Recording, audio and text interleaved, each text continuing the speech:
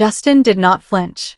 He let go of Mariam's trembling hands with such sudden indifference that her lace veil fluttered in the wake of his exit.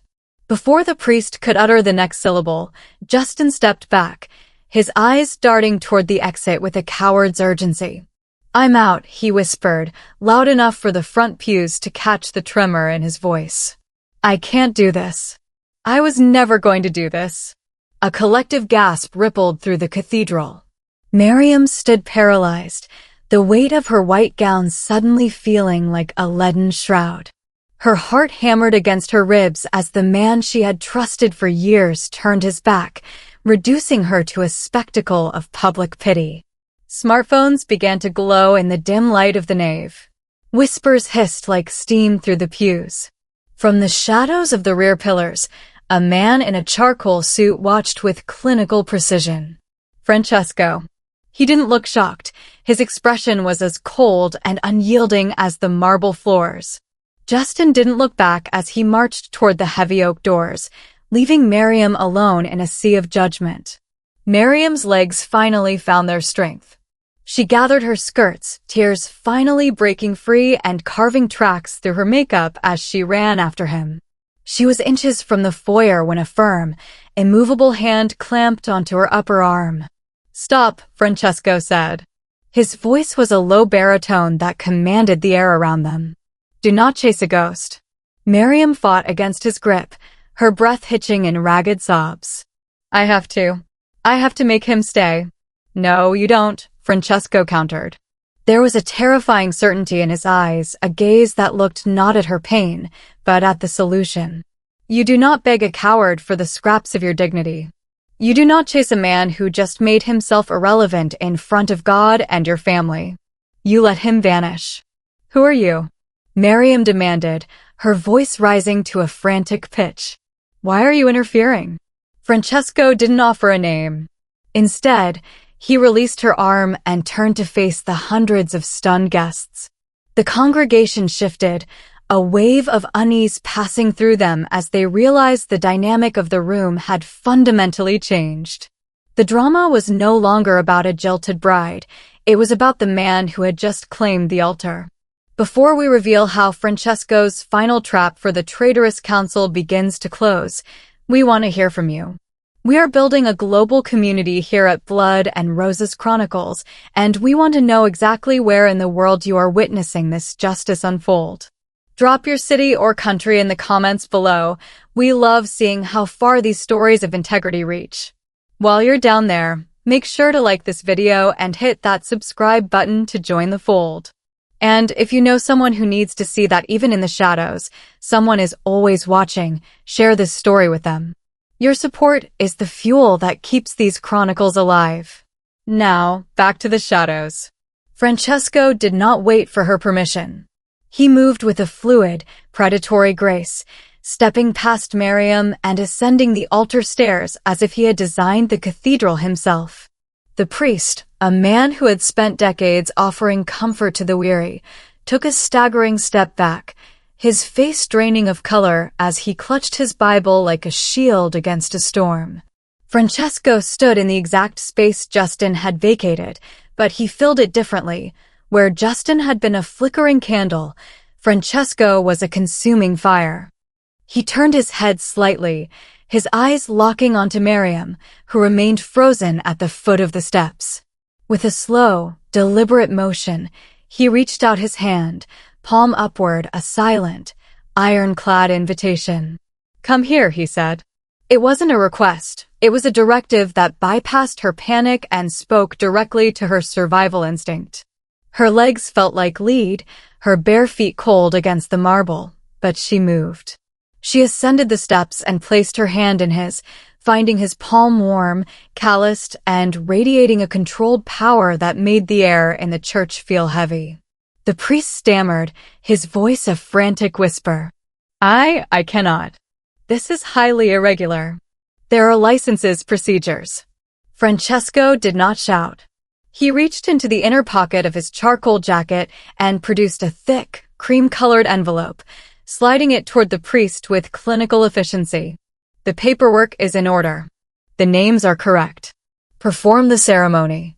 The priest's eyes widened as he scanned the document, his trembling fingers nearly tearing the page. He looked at Mariam, searching for a sign of coercion, but he found only a woman who had been shattered and was now being held together by the gravity of the man standing beside her. Mariam felt the 300 guests leaning forward, their shock replaced by a breathless, terrified fascination. She knew what they saw. The girl who had been dumped like trash, now standing beside the city's most dangerous phantom. When the priest asked the final question, his voice cracking under the weight of the moment, Francesco didn't hesitate. "I do," he said, the words falling like stones into a still lake. Then it was her turn. She thought of Justin's cowardice, the cameras, and the stinging shame. She looked into Francesco's dark, unblinking eyes and saw a lifeline. "I do," she whispered, her voice gaining a strength she didn't know she possessed. As the priest pronounced them husband and wife, Francesco leaned down. He did not claim her lips in front of the crowd. Instead, he cupped her face and pressed a respectful, lingering kiss to her forehead. His thumbs wiped away the last of her tears as he leaned in close to her ear. "You are safe now," he promised, a low vibration that only she could feel. "I promise you that." The transition from the cathedral's hollow sanctity to the world of Francesco was as seamless as it was terrifying. Mariam sat in the rear of the black sedan, the heavy silk of her wedding dress pooling around her feet like a dying swan, while the car moved with a predatory silence through the city streets. Francesco sat beside her, his presence a wall of cold, unyielding muscle that seemed to absorb the very light from the windows. He did not speak, his hands resting casually on his knees, yet the air in the vehicle thrummed with the weight of a kingdom she could not yet see. When the car finally slowed, it wasn't before a typical home, but a sprawling high-security estate that loomed out of the twilight like a fortress. Wrought iron gates hissed open at their approach, and Mariam saw the silhouettes of men standing at regular intervals along the perimeter, their postures rigid and their eyes scanning the tree line with clinical intensity. This was the Lion's Den, a sanctuary built on secrets and guarded by ironclad rules that Justin could never have comprehended. Francesco helped her out of the car, his hand firm on her elbow as he guided her across the threshold of the main house. The interior was a masterpiece of marble and shadow, lit by recessed lights that made the expensive art on the walls look like artifacts of a silent war. A woman with her hair pulled into a severe bun appeared from the hallway, nodding to Francesco in a way that suggested deep-rooted respect and unspoken caution. "This is Mariam," Francesco stated, his voice carrying the finality of a decree. "She is to have everything she needs. She is the mistress of this house now." Mariam followed the woman down a long, echoing corridor, her bare feet silent on the polished hardwood. She felt the eyes of the staff and security on her, not with the pity she had feared in the church, but with a sharp, piercing curiosity. She realized then that she hadn't just married a man. She had been incorporated into a system where every movement was measured and every word had a price. Entering the master suite, she stood in the center of the vast room, looking at the king-sized bed and the panoramic windows that overlooked the dark city. The exhaustion finally crashed over her, a bone-deep weariness that made her knees buckle. She was safe from Justin's cowardice and the world's laughter, but as she looked at the heavy oak door closing behind the housekeeper, she understood the cost. She was under Francesco's protection, but she was also within his cage. Mariam stood by the floor-to-ceiling windows of the penthouse, her reflection ghostly against the backdrop of the city's shimmering grid. In her hand, the smartphone Francesco had returned to her was a vibrating hornet's nest. The altar takeover had moved through the digital landscape with the speed of a viral infection. She watched, detached and shivering, as grainy footage of Francesco claiming her hand played on a loop across every social feed. The world wasn't just watching, it was dissecting her, debating whether she was a victim of a secondary kidnapping or the most cold-blooded social climber in history. The heavy double doors of the study downstairs groaned open, and the low, aggressive murmur of male voices drifted up the spiral staircase. Francesco was not alone. His lieutenants, men with faces like scarred leather and eyes that held no light, had gathered to demand an audit of the afternoon's chaos. Mariam moved to the landing, her breath held tight in her chest, listening to the friction of their descent. They saw her as a liability, a momentary lapse in Francesco's legendary coldness that invited unwanted scrutiny from the authorities and rival families alike.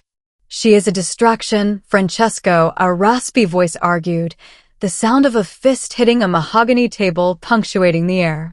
"You broke the silence for a girl who was discarded by a nobody. You've made us a target for a headline." Francesco's response was a terrifying silence that lasted long enough to make Mariam's skin crawl.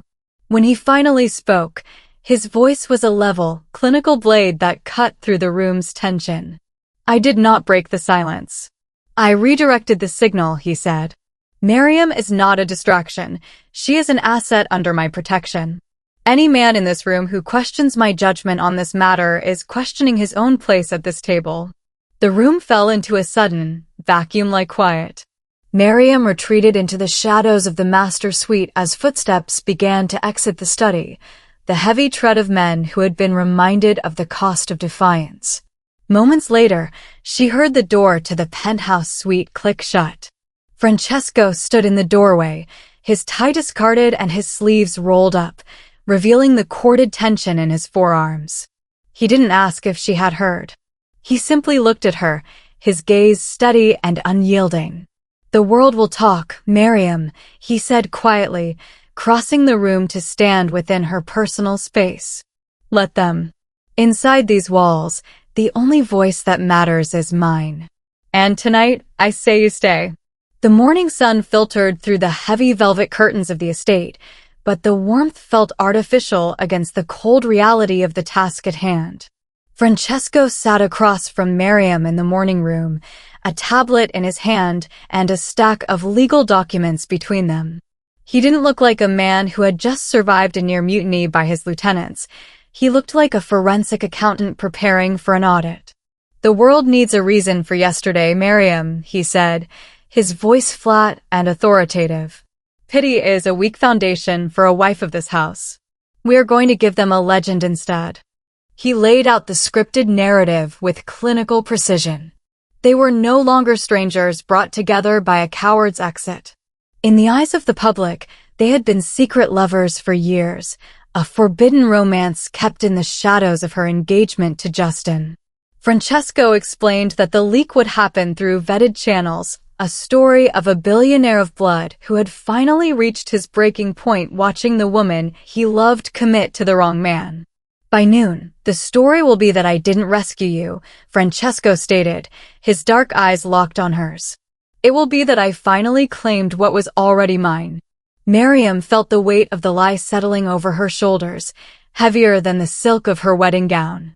She was being asked to rewrite her own history, to trade her identity as a victim for the role of a calculating, confident Mafia Queen. "I don't know how to be that woman," she whispered, her fingers tracing the edge of the mahogany table. Francesco rose and moved toward her, his presence closing the distance until the air between them grew thin. He tilted her chin up, forcing her to meet a gaze that held no doubt. "You will learn," he countered, his tone soft but unyielding. "You will learn that in this world, the truth is whatever the most powerful person in the room says it is. You are no longer the girl who was dumped at an altar. You are the woman who brought a king to his knees. Walk like it." By the time he left the room, the first articles were already appearing online, painting a picture of a whirlwind, clandestine affair. Mariam watched the comments shift from mockery to stunned fascination. She was safe from the pity, but as she practiced her new, cold expression in the mirror, she realized the signal had changed. She wasn't just under his protection, she was becoming his greatest creation. While Mariam was being forged into a new identity behind the stone walls of the estate, Justin sat in a dimly lit apartment, surrounded by the hollow echoes of his own cowardice. The viral headlines were no longer mocking Mariam, They were elevating her. He stared at a digital image of Francesco, a man whose net worth was measured in both currency and blood, and realized with a sickening jolt that he hadn't just walked away from a wedding. He had handed his fiancée to a predator who played for keeps.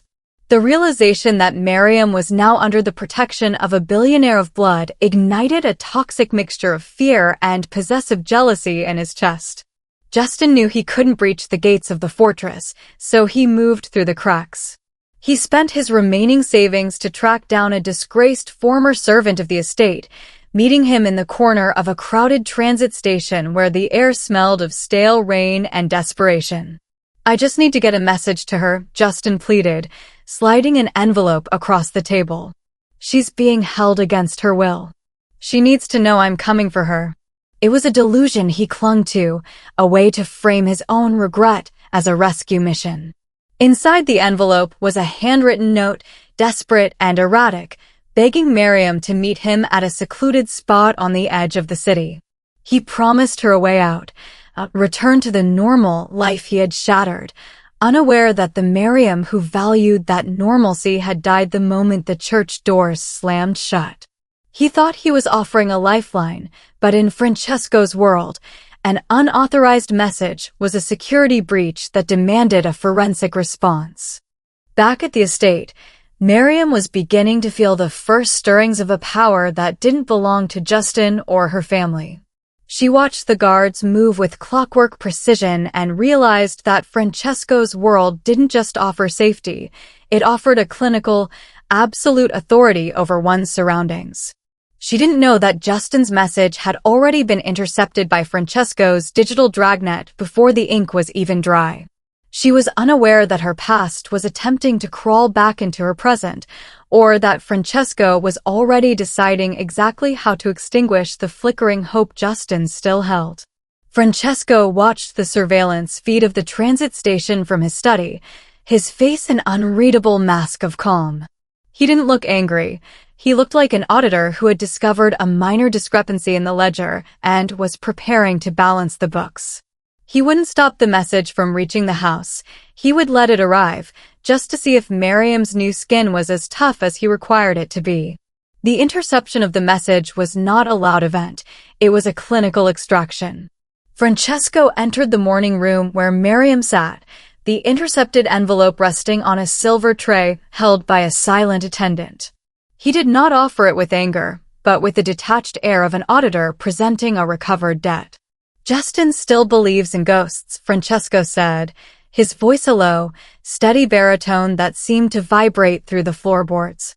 He placed the note before her, watching with unblinking eyes as Mariam read the frantic, desperate script of the man who had abandoned her. Mariam felt a flicker of the old panic, but it was quickly doused by the cold, atmospheric weight of the room. Justin was begging for a secret meeting, promising a return to a life that now felt like a faded, black and white photograph. She looked up at Francesco, expecting a command, but he simply tilted his head. "He is waiting at the edge of the city, Mariam. He believes he is rescuing you from a monster." Francesco's smile was thin, a mere sharpening of his features. "I think it is time he saw exactly what he is up against." The confrontation did not take place in a dark alley, but in the open, brutal luxury of one of Francesco's private hangars. Justin was already there, pacing nervously, looking small and fraying at the edges. When the motorcade of 3 armored black SUVs pulled in, the sheer, systematic power of the arrival made Justin stumble back. Francesco stepped out first, his charcoal suit immaculate, followed by Mariam, who wore a tailored silk coat and a gaze that was no longer clouded by tears. "Mariam!" Justin shouted, his voice cracking as he tried to rush forward. He was stopped instantly by a wall of 2 security detailers who didn't even draw their weapons. They simply existed in his path, immovable. Francesco stood within the center 60% of the space, one hand resting protectively on the small of Mariam's back, a claiming, authoritative gesture that signaled the decision had already been made. "You sent a message, Justin," Francesco said, his tone conversational yet carrying a weight that forced the air out of the hangar. "You spoke of a rescue. Look at her." He turned Mariam toward the trembling man. Justin looked at her, at the pearls, the cold strength in her posture, and the way she stood comfortably beside a man he feared to even look at. The realization hit him like a physical blow. He wasn't looking at a victim. He was looking at the woman he had lost to a king. I made a mistake," Justin stammered, his eyes darting toward the exits. "A mistake is a line in a ledger that can be erased," Francesco countered, his eyes locked on Justin with predatory focus. "What you did was an insult to the signal. You are irrelevant now. Stay in the shadows, or I will ensure they become your permanent residence." The atmosphere within the estate shifted from a fortress of protection to a pressure cooker of internal dissent as the Shadow Council, the elders of Francesco's organization, formally voiced their grievances. They met in a subterranean room where the air was thick with the scent of old tobacco and cold calculations. Francesco stood at the head of the table, his expression a mask of clinical indifference, but Mariam could feel the predatory tension radiating from him as the elders argued that his marriage was a strategic liability. They saw her as a soft target, a weakness that rival families were already preparing to exploit to dismantle Francesco's absolute authority. The threat materialized sooner than the audit predicted. While Francesco was occupied with a supply line crisis at the docks, a rogue faction within the council orchestrated a breach. Mariam was in the conservatory, the glass walls offering a panoramic view of the darkening grounds, when the perimeter alarms were silenced with a chilling, professional efficiency. A man she recognized as one of the elders' personal fixers stepped into the light, his gaze moving over her with a mocking curiosity. He didn't come to kill her.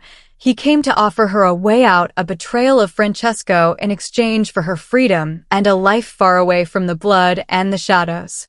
"You weren't born for this world, Mariam," the fixer whispered, his voice a low hiss that echoed against the glass. "Francesco is a monster who will eventually consume you. Give us the codes to his private ledger, and you can walk away from this cage forever." For a heartbeat, Mariam felt the pull of her old life, the desire for a world where she wasn't a signal in a high-entropy game of power. But as she looked at the man offering her safety, she saw the same opportunistic cowardice that had defined Justin. She realized that Francesco hadn't just given her a home, he had given her a sense of value that was worth fighting for. Instead of reaching for the ledger, she reached for the silent alarm hidden beneath the marble planter, her eyes locked on the fixer with a calm, terrifying certainty. "You think I'm a victim because I was dumped at an altar," Mariam said, her voice steady and devoid of the hysteria that once defined her. "But Francesco didn't just rescue me. He showed me who the real monsters are. And I'd rather stand beside him than crawl beside you." When the doors burst open and Francesco's security team flooded the room, the fixer realized too late that the bride was no longer a bridge, she was the gatekeeper. Justin's final attempt at a rescue was not born of love, but of a desperate need to reclaim a narrative he had already lost. He chose the anniversary of the Cathedral Gala, a public event where the city's elite gathered, thinking the presence of cameras and witnesses would protect him from Francesco's reach. As Mariam ascended the grand marble staircase of the ballroom, her hand resting on the crook of Francesco's arm, Justin stepped out from the crowd. He looked disheveled, his eyes bloodshot, clutching a small velvet box that seemed pathetic against the backdrop of the room's absolute luxury. "Mariam, stop!" Justin shouted, his voice echoing with a frantic, unearned intimacy. The room went cold instantly. Francesco didn't move to stop him. He simply stood still, a clinical observer of a dying man's last gasp. Justin fell to one knee, holding up a ring that was a fraction of the size of the one currently catching the chandelier light on Mariam's finger. "I know he's forcing you to play this part. I know you're terrified. Come back to me. Let's finish what we started at that altar." Mariam looked down at him, but she didn't see the man she had loved for 3 years. She saw a stranger attempting to resurrect a ghost. The pity she had once feared from others now welled up in her for him. She felt the center 60% of the horizontal frame of her life tightening. Justin was out of focus, a blurred remnant of a past life, while Francesco remained the high-fidelity reality beside her. "Get up, Justin," Mariam said, her voice carrying a calm authority that made the guests lean in. "You aren't here to save me. You're here because you realize the bridge you burned led to a kingdom you can't enter." She didn't look at the ring he offered. Instead, she turned back to Francesco, her eyes locked on his with a transparency that signaled her final transformation. "The man I was going to marry died the moment he let go of my hand in that church. The man I am married to is the one who caught me before I hit the floor." Justin's face went white, the realization of his absolute irrelevance finally sinking in as Francesco's security team stepped forward to usher him into the shadows without a single word being exchanged. Mariam didn't watch him go. She adjusted her silk glove, her posture unyielding, and continued her ascent beside the man who had seen her systemic rot and chosen to build something indestructible in its place. The heavy oak doors of the ballroom finally closed, sealing the noise of the elite and the ghost of Justin behind them. Francesco led Mariam through the silent corridors of the estate until they reached the private balcony of the master suite, a high-altitude sanctuary where the city lights looked like fallen stars. The cold night air was a welcome contrast to the stifling weight of the public narrative they had been forced to maintain. Francesco leaned against the marble railing, his charcoal jacket unbuttoned, his clinical mask finally softening into something raw and unreadable. "The audit of our public life is complete, Mariam," he said, his voice a low vibration that carried the weight of a year's worth of unspoken truths. "Justin is irrelevant, the Shadow Council is silent, and the world believes you are a queen who is claimed by a king." He turned to face her, the distance between them narrowing until he was standing within the center of her focus. "But I did not bring you here to talk about the signal we send to others. I brought you here to offer you the one thing I never promised at that altar." He reached into his pocket and pulled out a small, velvet box, not the one he had produced for the cameras, but something simpler, more profound. Inside was a band of hammered gold, devoid of the flashy diamonds that signaled his wealth, representing instead the unbreakable strength of his character. "We married in a moment of crisis, a decision made to save your dignity and my authority," Francesco stated, his dark eyes searching hers with a vulnerability that few would ever witness. "But the business arrangement is over. I am asking you now, not as your protector, but as a man who has learned to value the signal only you provide. Will you stay? Not because you have nowhere else to go, but because you choose me." Mariam looked at the ring, then up at the man who had seen her at her most broken and hadn't just fixed her, but had given her the tools to fix herself. She realized then that the final transformation wasn't about the power she wielded or the name she carried.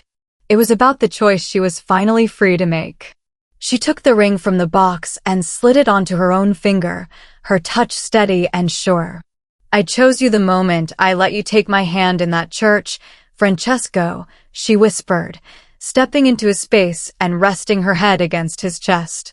"But tonight, I choose you because I love the man behind the shadow." Francesco wrapped his arms around her, pulling her close as the city continued to hum far below, unaware that the real ceremony, the one built on love rather than survival, had finally begun. The journey we just witnessed wasn't just about a wedding that went wrong. It was about the moment a woman stopped seeing herself through the eyes of someone who didn't value her. Mariam began as a victim of Justin's cowardice, but she ended as a queen by her own choice. Francesco didn't just offer a ring, he offered a shield. While the world saw a jilted bride, he saw a woman whose dignity was worth more than a headline. His decision no one dared question wasn't just an act of mafia power, it was an act of profound respect. He gave Mariam the space to heal and the strength to eventually stand as his equal. Justin learned the hardest lesson of all: you can't throw someone away and expect them to wait in the shadows. By the time he realized his mistake, Mariam had already found a man who would never let go of her hand. His regret was the final price he paid for his betrayal. In the end, it wasn't the diamonds or the fortress that mattered. It was that final, quiet moment on the balcony. Away from the cameras and the danger, they chose each other for real. Mariam found her signal, and Francesco found the one thing his money couldn't buy: true loyalty and love.